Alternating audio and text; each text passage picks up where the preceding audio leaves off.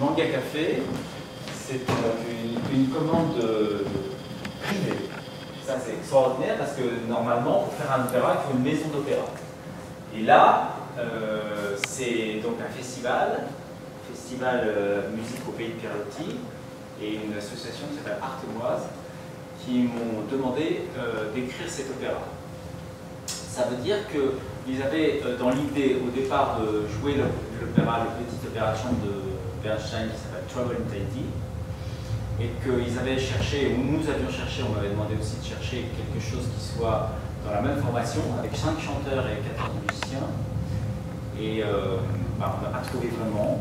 On a été un peu dans toutes les possibilités. Et puis finalement, il s'est avéré que la meilleure des solutions, c'était de proposer un nouvel opéra, exactement dans les mêmes caractéristiques, à la fois de temps, un peu, pour faire une seconde partie de soirée ou une première. Dans le cas présent, c'est une première. Et qu'on allait pouvoir, justement, 70 ans après, l'opéra de Bernstein qui traite d'un couple au milieu des années 50, pris dans une société de consommation qui devrait normalement apporter le bonheur, mais ce couple n'est pas heureux. Et moi, je pense que c'était intéressant de faire un nouvel opéra avec les mêmes moyens, mais qui parle du couple aujourd'hui, au début du XXIe siècle. Donc, c'était il n'y a pas très longtemps, on m'avait proposé ça il y a un an et demi, même pas. Et j'ai dit, bah, je suis d'accord, formidable, enthousiaste, mais à une condition, c'est que, puisqu'on n'a pas trop de temps, je ne prends pas de librettiste et c'est moi qui fais l'histoire. Et ça a été accepté.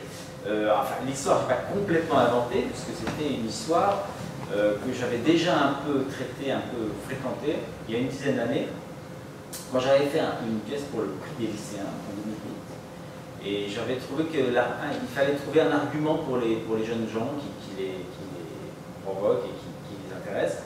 Et cet argument, c'était dans un manga qui s'appelle Denshoto. Ce manga, qui est paru au début des années 2000, retraçait une histoire vraie, prétendument vraie. Il n'était pas le seul, d'ailleurs, il y a eu plusieurs mangas, plusieurs éditions de mangas, même plusieurs séries télévisées sur cette histoire, censée être vraie. Maintenant, personne n'en a vraiment la preuve. Et qui était l'histoire de quelqu'un qui était un geek qui passait ses journées sur un ordinateur et qui tout d'un coup se trouve dans un train à défendre une jeune femme contre un agresseur. Et il s'interpose, alors que normalement rien ne dans sa façon de se comporter ne laissait présager qu'il allait devenir un héros. Et tout d'un coup, il se conduit bien, il défend cette fille. Et il rentre chez lui et comme la seule chose qu'il sait faire, c'est de taper sur Internet et de retrouver son forum de discussion pour célibataires, un jeune adulte, on appelle ça des adolescents, c'est-à-dire des gens qui sont à la fois un peu encore dans l'adolescence, mais déjà de niveau adulte. Et il va se faire aider par Internet pour retrouver cette fille et pour essayer d'engager avec elle une relation. Voilà. Et donc, mon idée, c'était de faire une sorte d'histoire d'amour, c'est une histoire d'amour, mais avec les moyens qui sont aujourd'hui ceux de la communication, c'est-à-dire comment les gens rencontrent soit des amis, soit des partenaires dans la vie. Moi, je connais plusieurs personnes qui ont rencontré leur compagnon ou leur compagne sur Internet et qui ont fait des enfants et qui ont fait un couple véritable. Ça m'intéressait aussi d'illustrer par un petit opéra ce qu'était la façon de se rencontrer aujourd'hui. Alors pour tout le monde, mais pour une grande partie des jeunes gens. Et d'avoir finalement cette histoire de communication qui soit lointaine, c'est-à-dire que les gens qui sont sur scène en fait ne sont pas en présence vraiment, ils se parlent par téléphone, par SMS, par mail ou par vidéoconférence, ils ne sont pas vraiment en présence, mais tout l'opéra est avec des gens qui se parlent, qui communiquent sans être les uns avec les autres. Et à la fin, ils sont quand même ensemble. Voilà. Et dans la musique, ça se matérialise comment? Alors la musique, elle est, de même que celle je pense, de Bernstein, était une sorte de musique de jazz très sucrée comme ça, qui était censée dépeindre le bonheur. Et la mienne, elle est en une sorte de un peu conflagration de toutes les musiques qu'on peut entendre dans différents lieux. Il y a un peu de rock, il y a un peu de musique de jeux vidéo, il y a un peu de musique classique parce qu'il y a des rapports un peu avec l'opéra, les passages obligés de l'opéra de bel canto. Il y a une soprano coloratura qui fait des roulades et des choses comme ça. En fait, c'est une sorte de mélange un peu de toutes les influences musicales qu'on peut avoir dans les lieux publics ou dans les discothèques. J'ai en tout cas voulu que la chose soit très vive et aussi qu'il y ait une sorte de zapping entre différents styles musicaux.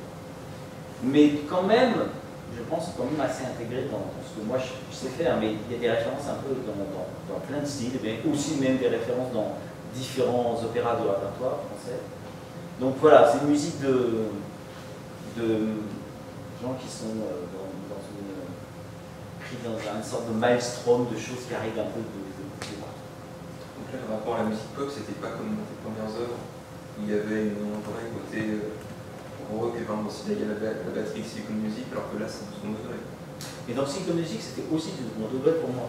C'est-à-dire que je pense que si je voulais faire du rock, je ferais du rock. Si je fais pas de, si je fais des, comment dire, des références au rock, c'est justement pour soit le voir d'une manière, en tirer l'énergie et la puissance, quoi, soit pour en faire une sorte de pastiche de façon un peu, ouais, comme ça, à la fois décantée et un peu à côté quand même de ce que c'est. Parce que Silicon Music, c'est pas du rock et c'est pas non plus de la musique classique, c'est entre les deux. Une musique hybride en fait. Et d'ailleurs, Silicon Music, c'est sur l'hybridation, les sons sont mélangés avec des sons électroniques. Là, il y a aussi un peu ça. C'était une hybridation à la fois des réseaux sociaux, de la musique pop, mais aussi de l'opéra. Il n'y a pas d'électronique, tout est acoustique. Il y a juste un piano électronique.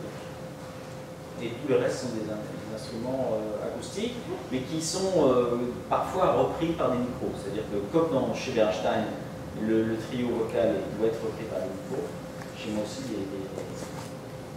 des internautes, ce trio qui se distingue des deux protagonistes principaux, est aussi, lui, un peu repris. Du coup, ils chantent avec des voix droites ou toujours avec des voix lyriques? Bah, de tout. En fait, de temps en temps, il y a des voix droites, de temps en temps, il y a des voix lyriques. C'est assez étrange, tout est un peu mélangé. Comme les styles. Je pense que. On n'a même pas tellement discuté de ça parce que le style de la musique veut bien dire ce que. À un moment, il y a un grand air de la coloratura où on voit évidemment que ça fait référence à l'opéra italien du XIXe siècle. On ne peut pas chanter autrement qu'avec une voix de cantatrice. Par contre, il y a d'autres choses qui sont avec le trio vocal et qui sont des choses assez rythmiques, qui peuvent être tout à fait jazz. Quoi. Et j'ai vu que le rôle masculin, c'était une femme qui chantait aussi. Alors voilà, la femme, je voulais trouver, évidemment dans l'opéra de Bernstein, il y a un homme et une femme, qui sont les principaux, et puis le trio vocal est fait par mezzo et deux barytons. Et moi, je voulais changer un peu les choses pour me distinguer. Et puis aussi, j'avais un problème parce que le couple qui a peut-être une quarantaine d'années chez Bernstein, chez moi, ils ont entre 20 et 25 ans. Donc il fallait trouver un homme, en tout cas, moins mature. Et la seule solution qui m'arrangeait bien, que j'ai trouvé au bout de quelques semaines, quelques mois de réflexion, c'est de faire un rôle de travesti. Que ce soit les deux femmes qui chantent les rôles principaux et que ce soit un trio d'hommes. Et du coup, j'avais quelque chose qui était à la fois correspondait au caractère psychologique de mes personnages, et à la fois mon trio d'hommes était beaucoup plus équilibré que d'avoir juste une mezzo et deux barytons. C'est encore plus rapproché que chez Bernstein. Je commençais à avoir des problèmes à imaginer comment ça pouvait être équilibré. Alors qu'avec trois hommes, ça allait. Et le trio d'hommes fait le rôle des internautes, ou il a aussi un rôle... Le trio d'hommes fait plein de... Comme le chœur alentique d'Einstein, comme l'entraction. C'est pas tout à fait pareil parce que le trio d'hommes fait plusieurs rôles. Il fait d'abord les amis du manga café, les amis du personnage principal, et puis ensuite il fait des internautes un peu anonymes, des gens qui lui donnent des conseils, qui commentent ce qu'il fait, mais en vérité. En vrai, c'est-à-dire que je pense que chez Bernstein, le trio chœur alentique, c'est presque un trio qui sortirait d'une télévision ou d'une radio. C'est un trio qui est complètement virtualisé, quoi.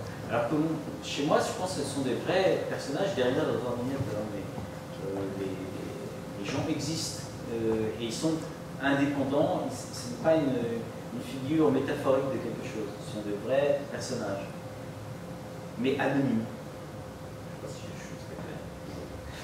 Si. Et du coup, j'aimerais bien, si on a Julien, peut-être avoir un petit mot sur les Apaches.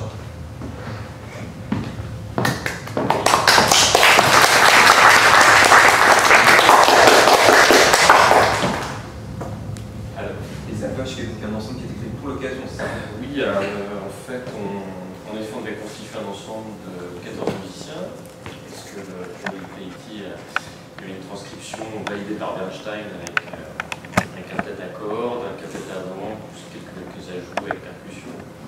Donc on est parti avec ce même effectif de chanteurs, 5 chanteurs, le même effectif orchestral. Donc pour l'occasion, il fallait bien sûr un ensemble. Et ça faisait longtemps qu'on réfléchissait avec Pascal de créer déjà un collectif d'artistes, justement pour promouvoir la musique d'aujourd'hui, et qui puisse regrouper des compositeurs, mais également des écrivains, des comédiens et des instrumentistes pour présenter la musique d'aujourd'hui, mais en lien avec le répertoire.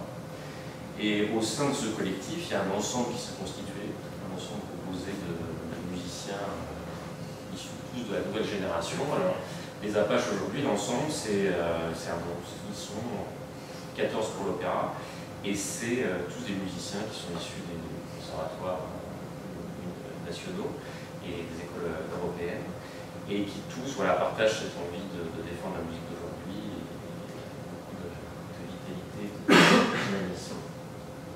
Commande aussi après, c'est ça?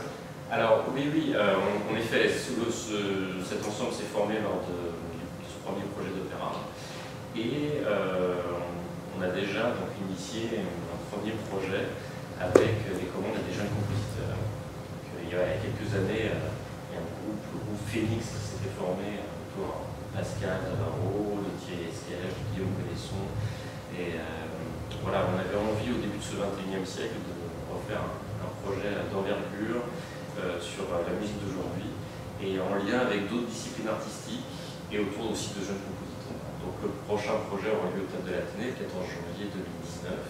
On a passé 3 commandes à 3 jeunes compositeurs qui sont Fabien Cali, Fabien Touchard et Jules Maton, qui ont écrit 3 pièces au miroir des Apaches d'origine du début du XXe siècle, c'est-à-dire Ravel, Stravinsky et Delage, nous l'aurons cette soirée. Et voilà, je crois que c'était une belle façon de promouvoir la vie. Bien, tant qu'à faire, continuer un petit peu avec... On va la faire, on est parti. Ah ouais.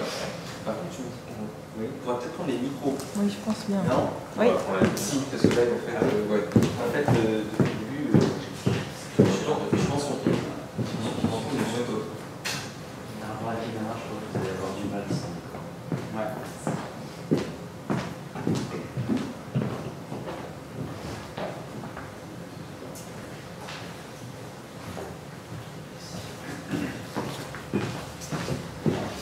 Alors du coup, on va parler un peu de ce nouveau disque, Into the Wild, qui est dirigé par toi, Julien, avec l'Orchestre Philharmonique de Monte-Carlo.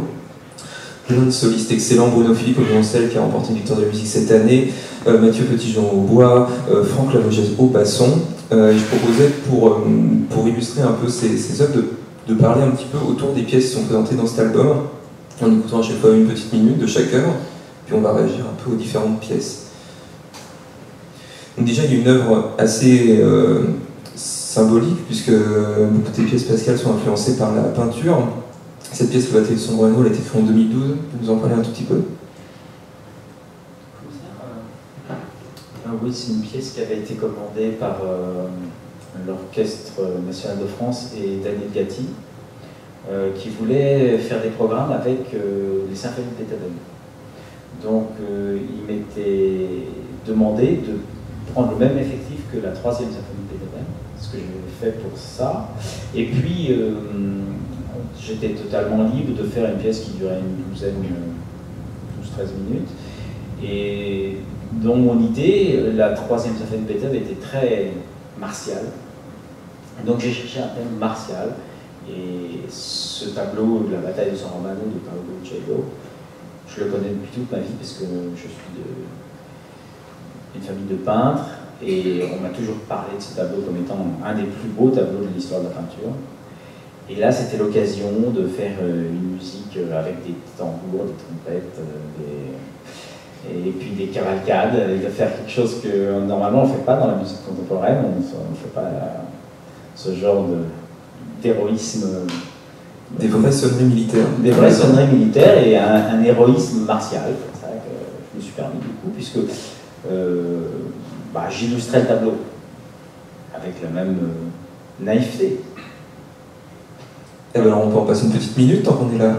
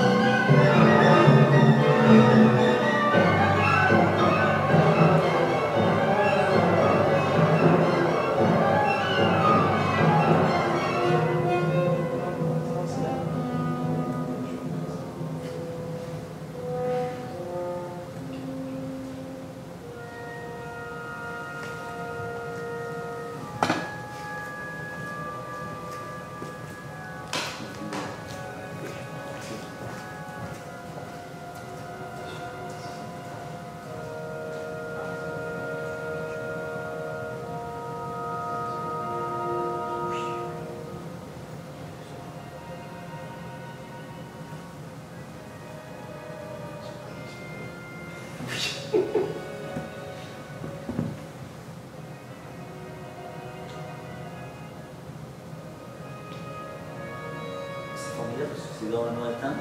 C'est comme si on s'était palimpseste de musique derrière.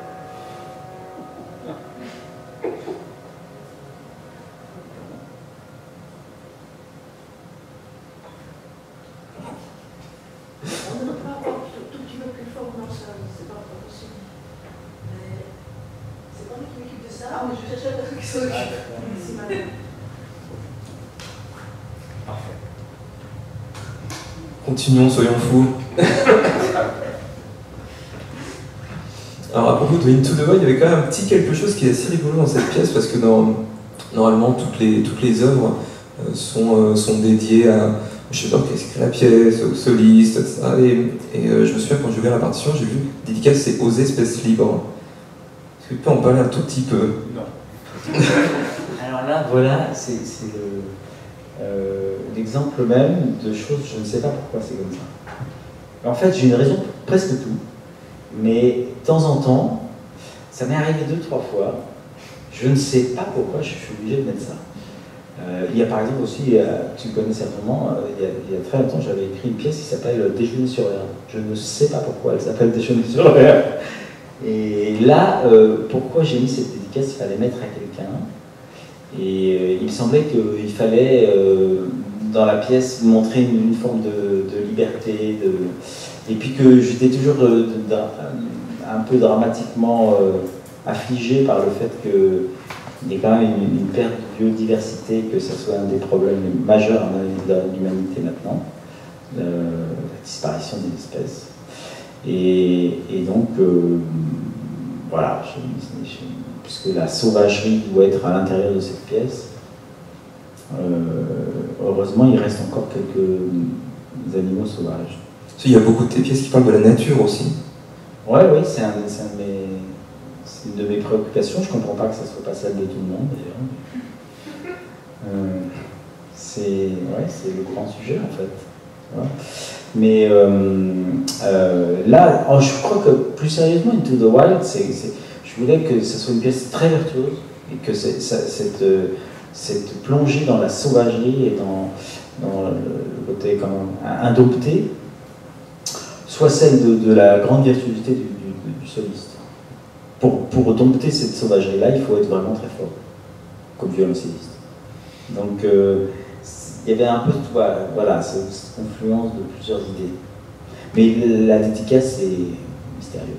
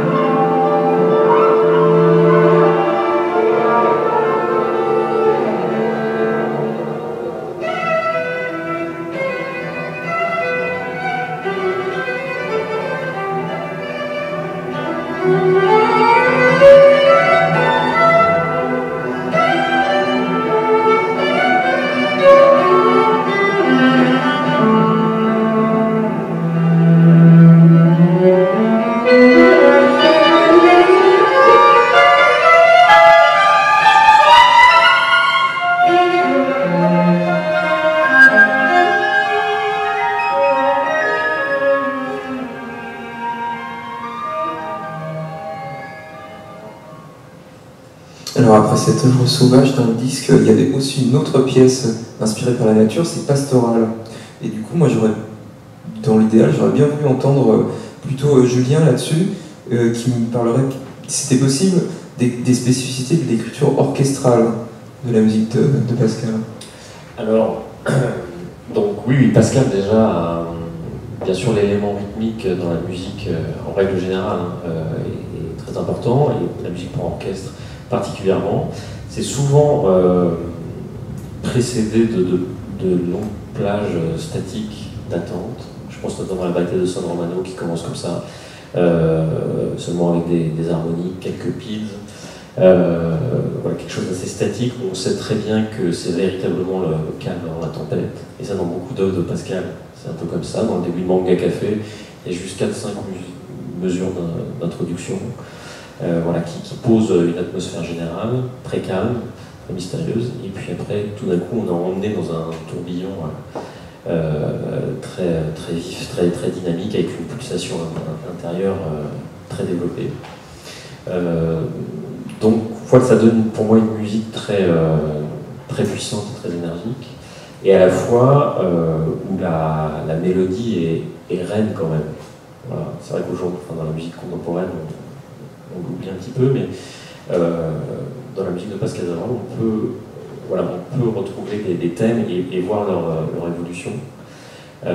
Et ça, c'est bien sûr vraiment mis en valeur par son orchestration, avec des plans sonores très clairs. Voilà, et une forme aussi générale très apparente, où on retrouve quand même beaucoup de choses du répertoire classique, romantique. Donc on tombe souvent sur ses pattes. Et après, quand c'est trop clair, c'est souvent assez brouillé par un élément rythmique, généralement. Ça, je commence à avoir bien compris l'affaire. Voilà, on pense que c'est extrêmement clair, mais bon, il va s'amuser dans l'orchestration à toujours rajouter une percussion avec un autre rythme, tout ça, pour un peu brouiller l'image. Voilà, mais c'est une musique qui a beaucoup d'influence, je pense, avec d'autres arts, notamment, on l'a dit tout à l'heure, avec la peinture. Et c'est assez criant pour l'opéra, parce qu'on arrive à avoir vraiment des tableaux très différents, avec des atmosphères très différentes. Et donc, en 2-3 minutes, des couleurs très particulières d'orchestration. C'est ça qui rend la tâche d'interprète assez compliquée, c'est qu'il faut qu'on passe d'un monde sonore à un autre en très peu de temps. Donc le zapping qu'évoquait Pascal pour Manga Café, voilà, c'est la gageure pour l'interprète, et de trouver juste le bon, déjà le bon tempo, la bonne atmosphère, en très peu de temps et très rapidement. C'est ce qui a été un peu le challenge pour nous et les Apaches, notamment pour Manga Café. Et puis avec l'orchestre de Monte Carlo, ça a été d'avoir suffisamment d'énergie, parce que c'est une musique qui génère énormément d'énergie. Donc je me souviens pendant les séances d'enregistrement où l'orchestre était à bloc et dans tous les sens du terme, donc il fallait aussi ménager tout le monde pour pas que ça parte into the wild, justement. Et Pascal, juste à propos de la formation, ici dans Pastoral, au bois, basson et orchestre, d'où c'est venu cette... C'était de l'orchestre qui a commandé une œuvre pour au bois, basson et... Non, c'était une commande de l'Opéra de Rouen pour un festival, enfin c'était le symposium des oboïstes et bassonistes européens, quelque chose comme ça. Et on m'a demandé ce concerto, et en fait, pour moi, effectivement, le basson et le hautbois sont des instruments agrestes, enfin, même traditionnellement, hein, que ce soit dans la symphonie pastorale de Beethoven ou dans la symphonie fantastique de Berlioz, il y a toujours un hautbois qui chante dans les champs ou dans la nature. Et c'est pour ça que j'ai appelé ça pastoral, et puis je me suis dit qu'il fallait en profiter pour donner une autre version de ce que peut être une musique sur la nature. Que la nature ne me semblait pas du tout aussi rangée et calme et comment dire, rationnelle que celle de mes prédécesseurs, et que pour moi c'était quelque chose d'un peu, à la fois avec, si on regarde un arbre ou si on regarde des rochers de la montagne ou si on regarde des vagues sur la mer, c'est à la fois très sériel, c'est toujours un peu la même chose, mais sauf que c'est à chaque fois différent.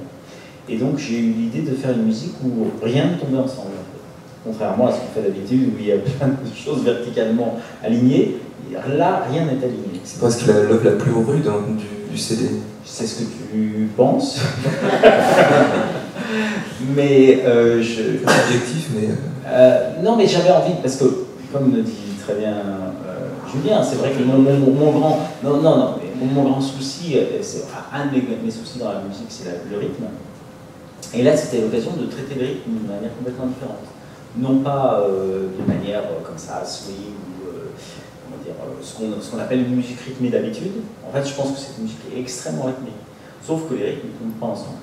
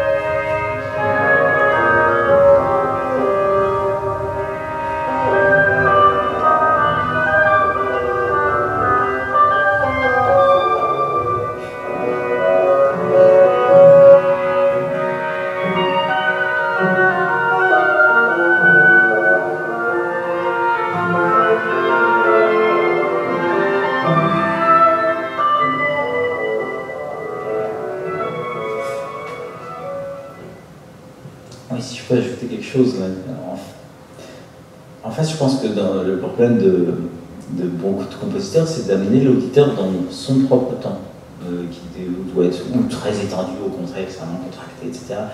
Et je pense que ce genre de musique, il faut lâcher prise, d'une certaine manière, pour l'écouter. Je suis assez intéressé par ça, parce que je trouve qu'on ne peut pas l'écouter normalement. Moi, je ne peux pas l'écouter normalement. Je pense qu'il faut tout à coup abandonner une certaine... il faut abandonner justement l'esprit qui voudrait que tout soit droit et à l'équerre, et se laisser aller dans un bain global. Donc elle demande à l'auditeur, effectivement, elle est difficile, elle demande à l'auditeur de lâcher prise, d'une certaine manière. Je crois que c'est ça que je cherchais dans cet essai. Et du coup, complètement à l'opposé, la toute dernière pièce du disque, qui est la plus longue aussi, qui est un conte pour enfants, La machine de Trull, qui est toute récente, d'il y a 3 ans. Est-ce que c'est différent d'écrire pour un public, cela c'était pour un concert pour enfants, en fait, c'était à Radio France. Est-ce que c'est différent? Est-ce que tu écris la même musique pour un public d'enfants ou pour un public d'adultes? Ah non, clairement pour un public d'enfants, oui. Mon grand exemple, c'est Pierre et le Loup. Je pense que si on considère les premières pièces de Prokofiev qui sont complètement hirsutes, démentielles, et puis qu'on voit ce qu'il écrit 35 ans plus tard, ou 40 ans, avec Pierre et le Loup, qui est une musique beaucoup plus abordable, beaucoup plus sage, mais qui a autant de talent. Enfin, j'essaye de... Justement, suivant... C'est bien qu'elles soient rapprochées, ces deux pièces, parce que je pense qu'effectivement, elles sont deux opposés du spectre. Il y en a une qui demande... peut-être d'abandonner plus ses habitudes d'écoute que celle de La machine de Trull, qui est une musique qu'on a l'habitude d'entendre, peut-être. Ouais. Et du coup, à propos de l'histoire, parce que c'est une suite de concerts. Ah oui, l'histoire est très, très étonnante, mais j'ai pas voulu qu'il y ait l'histoire sur ce disque, parce que je trouve que mettre une pièce avec un récitant avec de la parole, je voulais que ce soit une pièce, un disque uniquement de musique. Mais l'histoire est très, très étonnante, oui. Mais je ne sais pas s'il faut la raconter. Moi, j'aimerais bien faire un autre disque avec un récitant. Pourtant, il y a des titres au mouvement. Oui, en fait, c'est une histoire de... Bon, alors, globalement, ce sont 2 savants fous qui inventent une machine qui sait faire tout ce qui commence par la lettre N. Et donc, ils font des nattes, ils font des nappes, des nations, il faut que des choses comme ça, et tout d'un coup, l'un, par défi, demande à la machine, et la machine les fait, hein, la machine parle, et la machine les fait, et donc l'un, par défi, dit, eh ben, si tu nous faisais le néant. Et là, la machine fait le néant, c'est-à-dire qu'elle absorbe tout ce qui est dans l'univers. Ah, mais c'est une catastrophe. Alors les deux... savants me disent non, mais surtout pas, c'était juste pour voir comme ça, tu vas quand même pas faire le néant jusqu'au bout. Et donc la machine finit par se rendre à ces raisons-là, et puis en fait, alors, dans la version de Stanisław Lem, qu'il a écrite dans les années 60, c'était pour montrer, faire une sorte de métaphore de ce qu'il y a en fait au-dessus de nos têtes. Quand on regarde la nuit, il y a du vide entre les étoiles, il y a du noir entre les étoiles. Et en fait, ça s'appelle le paradoxe de Olbers, parce que si on considère qu'il y a des milliards et des milliards d'étoiles, on devrait être sous un dôme complètement lumineux.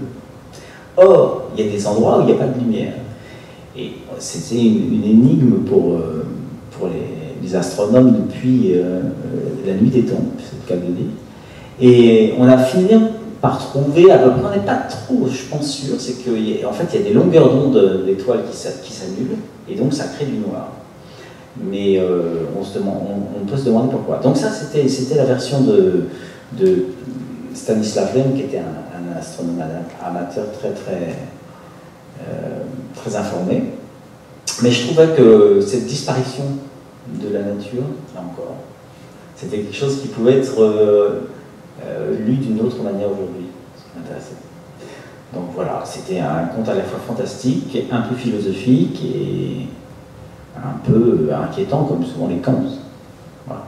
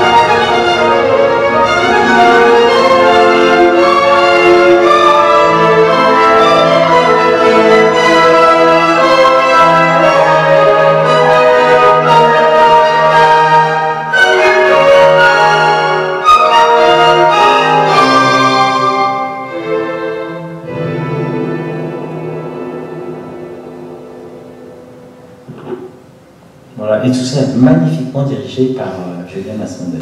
C'est grâce à lui que c'est aussi vivant et vraiment, je suis très content. Julien Masmondel, l'orchestre de Monte Carlo. Merci à vous deux. Bon, merci à vous. Merci.